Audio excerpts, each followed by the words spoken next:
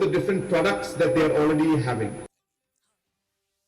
Chief Minister Conrad K. Sangma yesterday inaugurated the Wahiajer Multi-Sports Complex in the presence of Deputy Chief Ministers Prestun Tinsong and Sniao Bhalangdhar and Sports Minister Shakliar Wajri.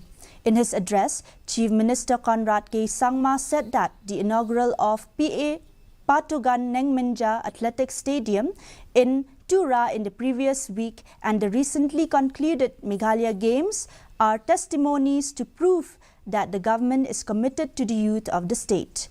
The Chief Minister also informed that the government intends to intensify activities for the youth, be it in arts, sports, entrepreneurship or music.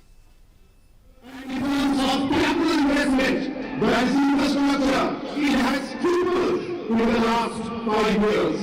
And that is the reason why so many infrastructure projects today are coming up along the state.